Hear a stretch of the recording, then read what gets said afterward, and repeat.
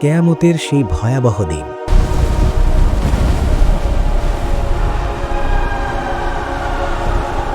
যেদিন স্ত্রী স্বামীকে দেখে পালিয়ে যাবে। স্ত্রী, থেমে যাও! না, আমি পালাচ্ছি। এটা শেষ। বন্ধু বন্ধুকে চিনবে না। My friend, is it Yuga? Yes, but the terror, I cannot stay. Wait, don't leave me.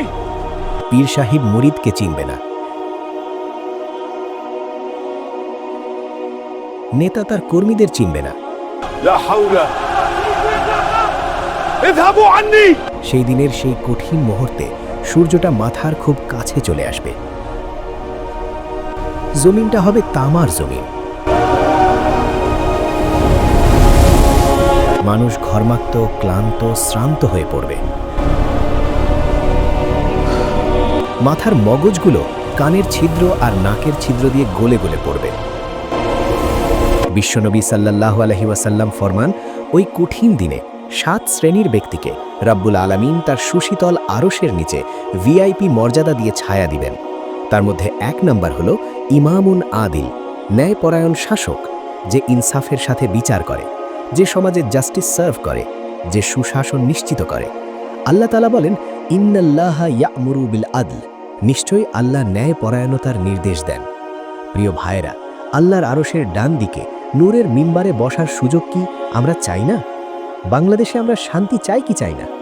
এই যে অরাজকতা, এই যে জুলুম, সমাজের অসঙ্গতি, এর প্রধান কারণ জাস্টিস নাই, ন্যায় বিচার নাই।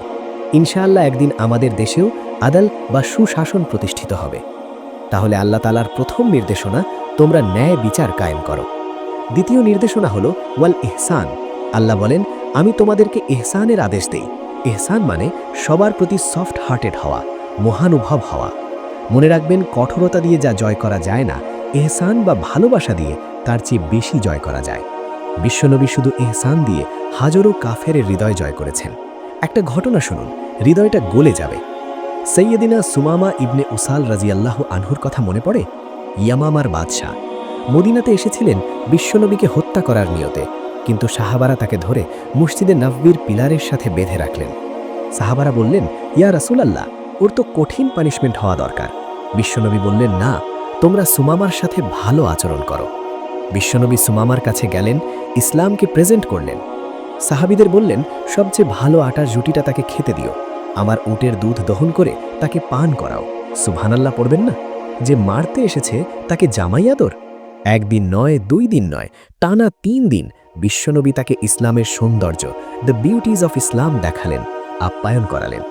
3 দিন পর নবীজি বললেন, যাও সুমামার বাঁধন খুলে দাও। সাহাবারা অবাক, হুজুর, এ তো খুনি। নবীজি বললেন, খুলে দাও।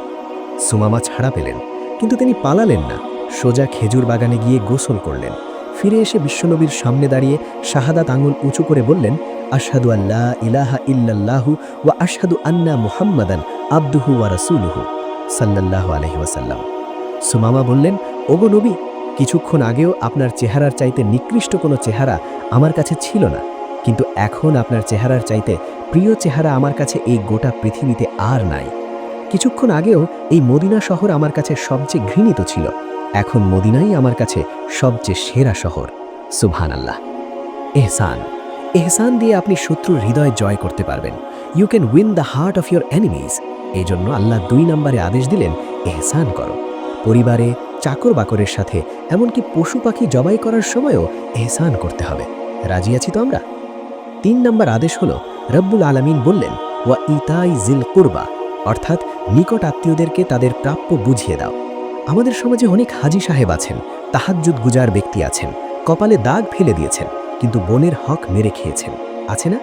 ছেলেকে সব লিখে দেয়, মেয়েরে দেয় না। খাওয়ার সময় ছেলেরে দেয় মুরগির রান আর মেয়েরে দেয় ঠ্যাং। এই বৈষম্য ইসলাম শেখায়নি। আল্লাহর হাবিব বলেছেন, আত্মীয়তার সম্পর্ক ছিন্নকারী জান্নাতে প্রবেশ করবে না। আপনি নামাজ রোজা দিয়ে পার পাবেন না যদি ফুপুর হক, বোনের হক নষ্ট করেন। রিজিকে বরকত চান, হায়াতে বরকত চান, তাহলে আত্মীয়দের সাথে সুসম্পর্ক বজায় রাখেন। পকেটে হাত দিয়ে দেখেন তো নিজেকে কৃপণ লাগে কিনা। হাত খুলে দেন, আল্লাহ আপনার রিজিক খুলে দিবেন। তাহলে মানবিক সমাজ গড়তে 3 আদেশ, আদল, ইহসান এবং আত্মীয়ের হক। এবার আসেন নিষেধাজ্ঞায়। আল্লাহ তাআলা 3টা কাজের আদেশ যেমন দিয়েছেন, 3টা কাজকে বারণও করেছেন। আল্লাহ বলেন ওয়ায়ানহা আনিল ফাহশাই, অর্থাৎ আমি অশ্লীলতাকে হারাম করলাম। আজকে আমাদের সমাজে অশ্লীলতা আছে না নাই?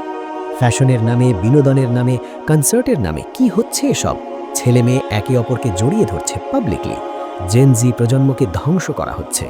সামনে 24 ফেব্রুয়ারি আসতেছে, বিশ্ব বেহায়া দিবস।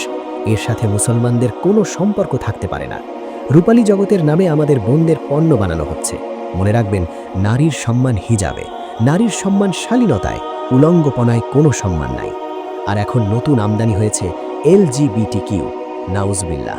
পুরুষ বলে মনে মনে নারী, নারী বলে মনে মনে পুরুষ। আল্লাহ মানব জাতিকে সৃষ্টি করেছেন, আর এরা জেন্ডার চেঞ্জ করতে চায়। এটা লূত আলাইহিসসালামের কওমের কাজ। এই ফাহশা বা অশ্লীলতা যদি আমরা না থামাই, আল্লাহর গজব থেকে কেউ বাঁচতে পারব না। এই জন্য অশ্লীল নাটকে, সিনেমায়, পর্নোগ্রাফিতে আমরা আসক্ত হব না। আমাদের চরিত্রকে হেফাজত করতে হবে। 2 নম্বর নিষেধাজ্ঞা হলো মুনকার। মুনকার মানে এমন কাজ যা বিবেক সমর্থন করে না, শরীয়ত সমর্থন করে না। Who is responsible for eliminating these evils from society? Only Huzur? No, everyone. যেমন টিজিং, খাদ্যে ভেজাল, চাঁদাবাজি, টেন্ডারবাজি, দখলবাজি। সমাজ থেকে এই মুনকার দূর করার দায়িত্ব কার? শুধু হুজুরের? না, সবার। আল্লাহ বলেন, তোমরা শ্রেষ্ঠ জাতি, তোমাদের কাজ হলো সৎ কাজের আদেশ দেয়া, অসৎ কাজে বাধা দেয়া। জাহাজের দোতলায় আপনি আছেন, নিচ তলায় কেউ ছিদ্র করছে। আপনি যদি ভাবেন ওরা মরুক, আমি তো ভালো আছি, তাহলে ভুল করবেন। পানি ঢুকলে ওরাও ডুববেন, আপনিও ডুববেন। সমাজের এই জাহাজে যারা পাপের ছিদ্র করছে, ওদের হাত চেপে ধরতে হবে। আপনার বোনের বয়সী মেয়েটাকে যখন কেউ টিজিং করে, আপনি পাশ কাটিয়ে চলে যান কেন? দাঁড়ান, প্রতিবাদ করুন। দেখবেন আপনার সাথে আরও 10 জন দাঁড়িয়েছে। আমাদের নীরবতাই জালেমদের শক্তিশালী করেছে। ও আমার বীর মুসলমান ভাইয়েরা, মুনকার প্রতিরোধে আমাদের বাঘের মতো দাঁড়াতে হবে।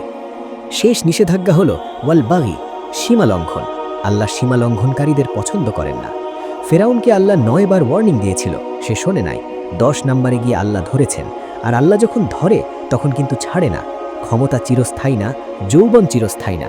সীমা লঙ্ঘন করবেন না, এমনকি ইবাদতের ক্ষেত্রেও না, যুদ্ধের ময়দানেও না।